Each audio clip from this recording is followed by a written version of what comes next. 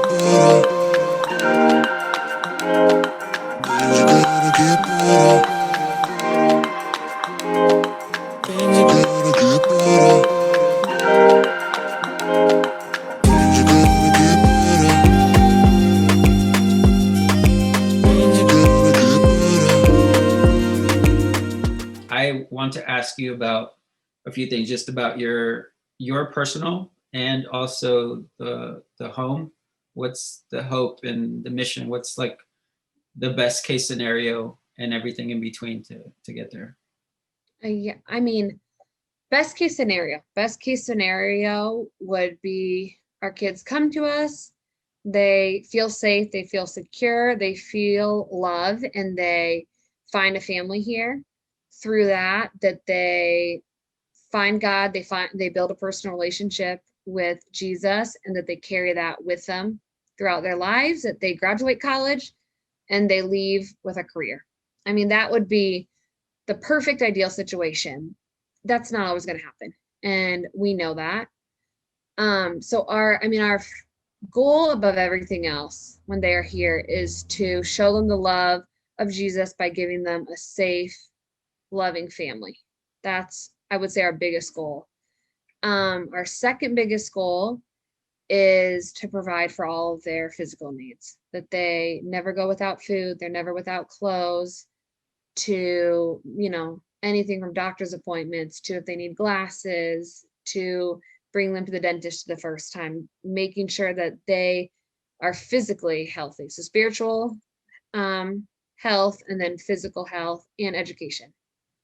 And so, I mean, education, it's different for everyone. We have a girl right now who she's 15 and she's finishing elementary school.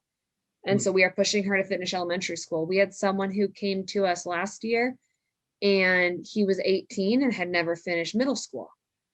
But then we have someone who's 22 and he has been with us since he was 10 years old, 9 or 10 years old, and he is studying engineering in college. Oh, wow. So, I mean, we have the whole spectrum. We have the whole spectrum, but our goal and our hope is just to love these kids, just to love the heck out of them and show them God through that, and to set them up for a successful future. And also with that, to make a difference through changing the lives of their future family and breaking the cycle that they're in. A lot of kids, it's really hard because they're in this cycle. They've seen their family, and to kind of break that cycle and to create a better future for them and to their future family is something that's very important to us as well. Through your organization, is it fostering or adopting? Is that on the table through the nonprofit as well? I have never seen fostering in Mexico. There are adoptions that happen in Mexico, but they don't happen through us. So all of that goes through DEEF, which is like Mexicans Children's Services. So the tricky thing with that is a lot of kids, their parents haven't completely lost their rights. There might be parents fighting for them. It might just be lots of different circumstances why parents have not completely lost their rights. But there are some adoptions that happen. I have, in my, how many have I seen? I guess I've seen 2 different families leave through adoption since I've been here. But it's not through you, it's through the government. Yeah, it's not, we do not have any control over that or any say in that. That's all through the government. Our job is just to take care of them the time that they're with us. The government makes all decisions in moving kids from one home to another. If there is an adoption, the government has all control over that. Wow. Mhm. What is the youngest child you guys have received? Since I've been here, the youngest child that we've had was 3. 3. 3 years old. Mm-hmm. And grew up there or went back to the family at some point?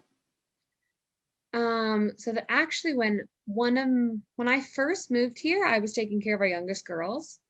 And my kind of second job here, I guess I don't like the word job, but my second position here, I guess, I was helping care for our youngest boys in Rosarito. And at that time, we had a 3, 4, and 5-year-old, and the rest of our kids were like 8 years old and older. And we just saw a huge need for those 3 little ones to kind of have a family and have a mom and have that sense of security. And so I actually lived with just the 3 of them. We have an apartment on site, and I lived in an apartment with just the 3 of them. And I took care of them just like a mom would do. You know, we were with the boys all day. They had another caretaker as well. We were with our little boys all day long. But after dinner, it was bath time, and then they would come back home with me, and I would put them to bed there. I would wake them up in the morning. On my days off, I would always try my hardest to make sure that I was home by bedtime so that I could put them to bed. And so that 3-year-old who I knew and I cared for when I was here, he did eventually go back home with his mom. He was here with us for about 2 years while mom was just working to make things right for their family and to create a safe, stable situation for their family. So once that was safe and that was stable, he was able to go back there with his siblings. So that was a good transition out of here. Wow. That's awesome. So part of Be Better is, I think there's a concept of something that we do, or at least when I share posts and things of what's going on, we kind of take it on our own. But I think part of the best approach of being better is in community and doing it together. Yeah. I believe we're stronger together. So be better. My version of Be Better is we're better together. How can my audience or the following that I have support your efforts? I mean, first, just prayer for our kids, and our staff. I mean, we have staff who are very dedicated. They are here 24/7. They get one day off a week. So just praying for our staff, their endurance, their patience, that God just uses them how he needs them in their time here. In terms of like physically helping us here, my favorite way for people to support us here is through child sponsorship. So Okay. that's one of my direct jobs here. I'm in charge of our child sponsorship program. And child sponsorship is just a way to support the whole orphanage through specifically caring through one kid. So through that, when someone's interested in sponsorship, we send them a list of kids who need a sponsor at the time. And there's a monthly donation that comes along with that. And that donation, for the most part, does help all of our kids in general. There are some that might have some specific needs that monetary donation goes directly to them. But for a lot of them, it kind of goes to help all of our kids, to make sure they have food, to make sure that they have everything they need for school, their health care needs, all of that. But what's more special and exciting to that, to me, is building a relationship with that kid.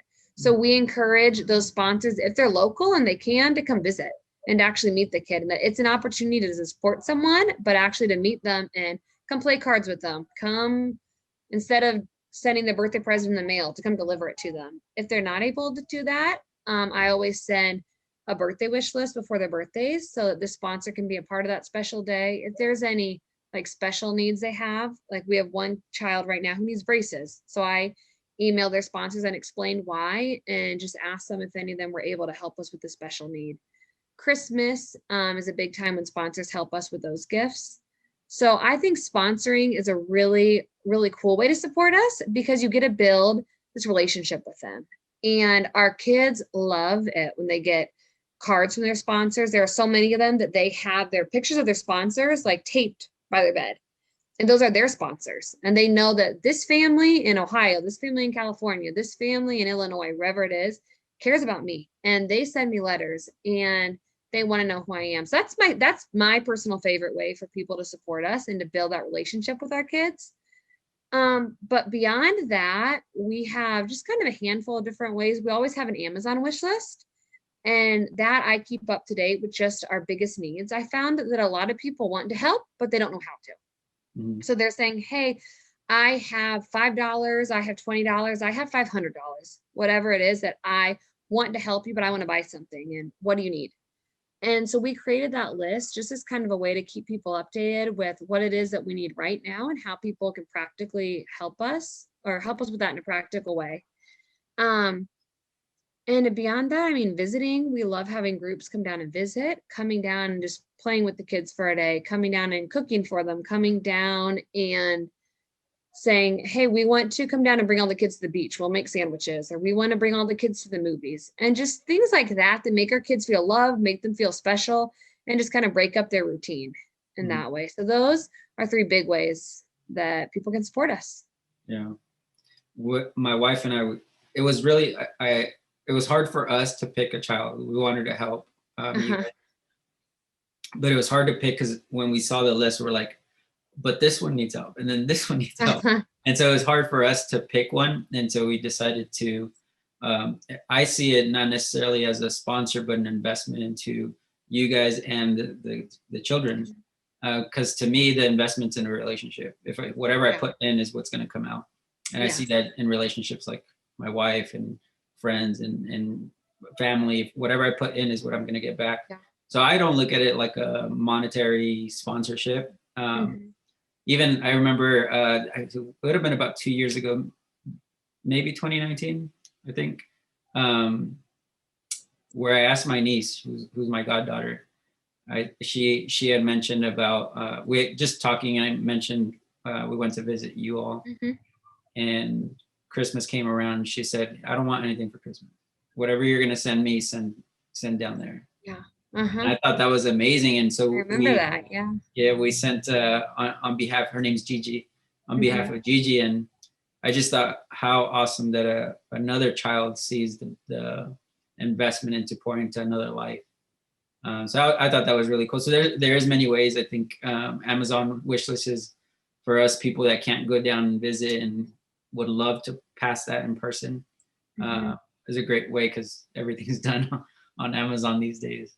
It's a really cool thing being on this side of things and watching so many people from around the country that just come together to love our kids, and in just like the smallest ways that I can sit in our kitchen and I know like, oh, someone from Ohio sent those plates. Someone from California dropped off that TV. Oh, that kid's shoes, someone from Tennessee sent them to him. And it's just so cool that our kids recognize that too. I mean, they've seen like middle schoolers who have come and dropped off boxes and boxes of socks because they did a sock drive at their school and they came and brought it down. Or one time we got boxes. I mean, we got like 6 boxes of brand new Nike tennis shoes that some girl saw them and she asked Nike to send them to us, and they sent them to us for free.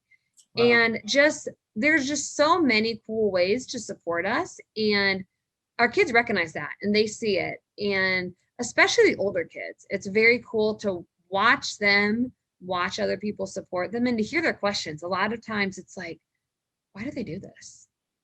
Or it's like, hey, how do you answer that? It's a hard question to answer. A lot of times I just say, like, I don't know, like, for whatever reason, God has sent this person to help us and they love you guys, but they don't know me. Why do they love me if they don't know me? So they don't need to know you to love you. You are a child of God, and because of that, they love you and they want you to be happy. They want you to be healthy. They want you to be safe here. And just like in little ways, like some of our kids, they're older and they're looking on Amazon. I want to save my money and I want to buy this. And they'll be like, oh, Cindy, I looked yesterday and I saw how much my shoes cost.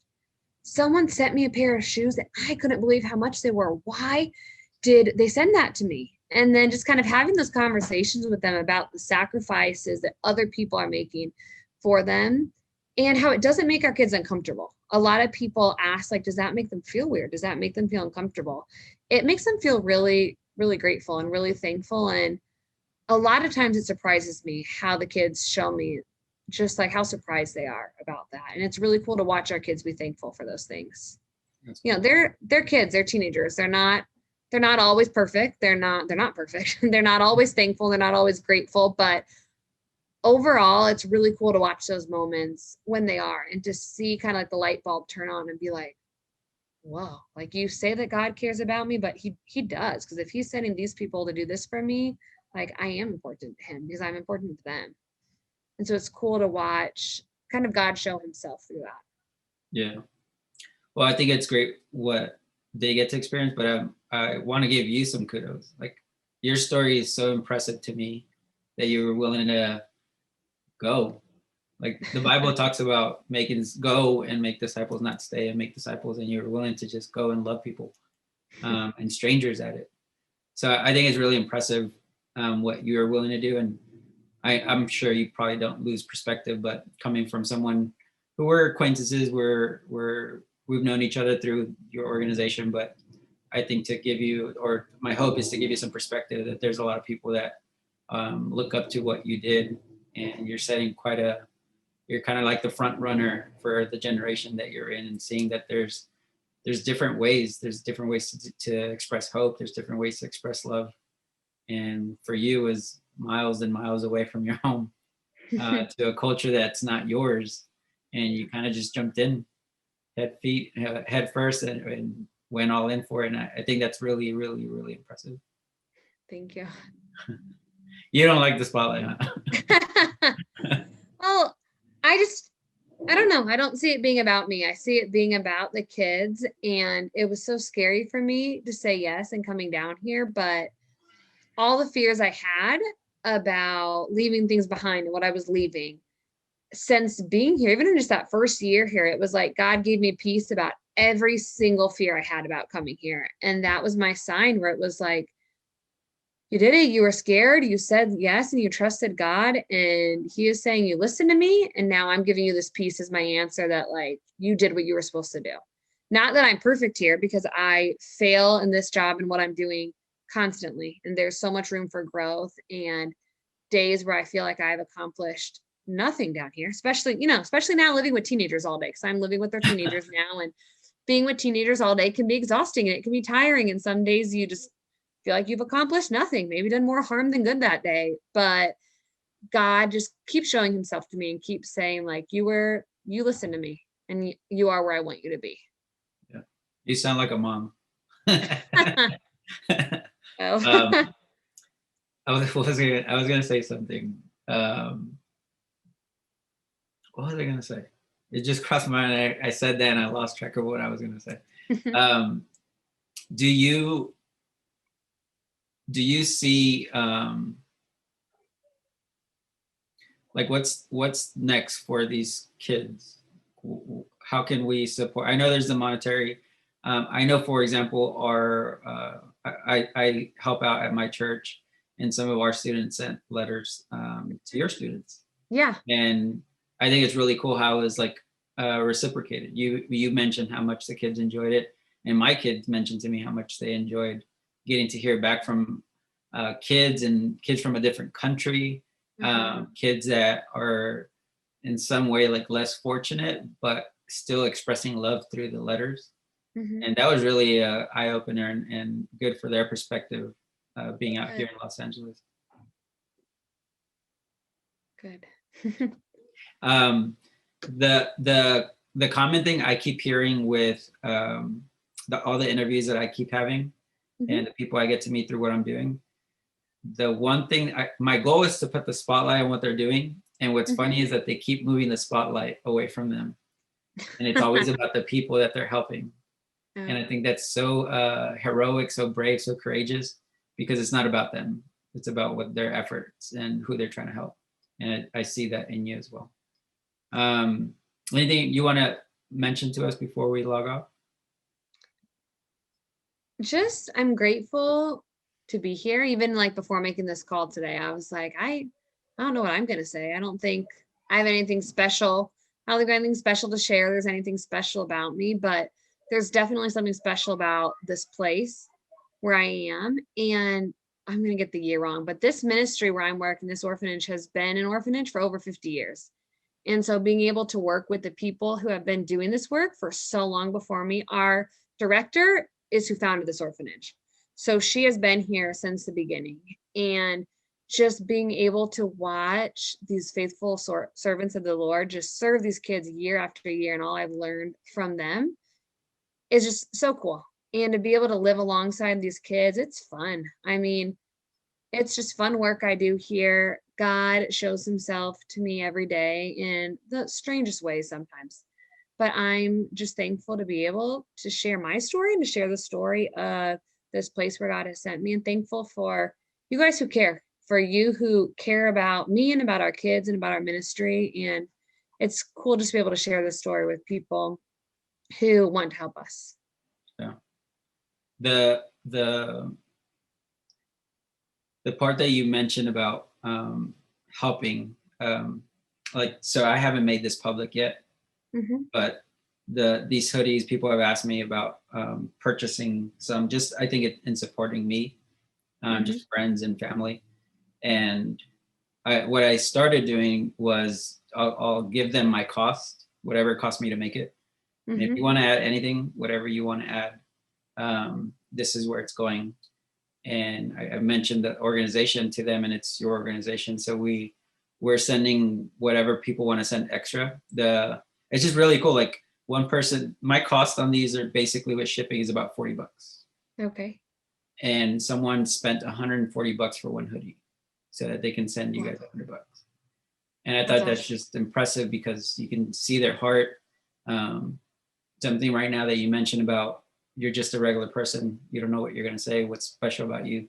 I think this is why Be Better is going to be successful, is because it's regular people, that we all are regular people. I'm a regular person, but my hope is to share regular person's story through my regular people following, Uh-huh. to share the extraordinary love that's happening out there. So I think it's going to be great. I look forward to, I'll put this in the plug as well. If people want to order this, my cost is $40 to ship. And then whatever goes on top will go directly to you guys. And hopefully that helps the orphanage some. That's awesome. Thank you. And I'll say with that regular people, I mean, with the ministry that I'm in, at least, like some people will say, it's just, I don't have a lot to give, but all we are is a home. We're just a bigger home. We're a family, just a bigger family. So we'll have people who will say, I got $10. I don't know if it will help you with that, but $10 might buy us 3 gallons of milk, or $10 might buy us tortillas for a couple of days. And so just being a home, I mean, even the smallest donations, they do something here. And I think that sometimes people lose perspective of that and think that if I can't give a lot, I shouldn't give. But I see time after time here the ways that God uses the smallest amounts to cover exactly what the need is at the time. And so I think that that's something that's been really cool. There's just been too many moments where it's like someone's been here to visit and has just opened up their wallet and said, like, I've got $15. Do you want $15? And they give it to me. And then I'm on my way home that day and they call me and say, hey, can you pick up whatever it is, like a couple loaves of bread on the way home? And I go to the grocery store, I buy it, and it's exactly that $15. And I just time and time again see just little things like that, that it just like makes me laugh. And it's like, I see you, God. I see you working, and you've got a good sense of humor because you keep doing this to us. Yeah. So, you know, that's all we are too, just regular people with regular people supporting us and loving us and helping our kids through that. To the audience, to help them have some perspective. Mhm, I remember when I moved out of the house, I was 18. mhm. And I remember the first time I had to buy shampoo, I was like, what the heck? Why is it so much? You guys are spending for, how many kids are in both orphanages? Right now we have 19 kids in our home here in Tijuana, and we have about 35 in our home. in So Costa Rica. imagine for the audience, for that many kids, shampoo. I don't know why that one always stuck with me when I moved out. Like I didn't know my parents would spend that much on Uh-huh. shampoo and conditioner. And then the first time I had to buy, I was like, no, we're getting the cheap stuff. To me, it's toilet paper. Toilet paper is what we always seem to run out of, and toilet paper is always like, oh, it cost how much? Yeah. So yeah, things like that. Absolutely. Yeah. All right, Cindy, it was a pleasure talking with you. Things are gonna get better.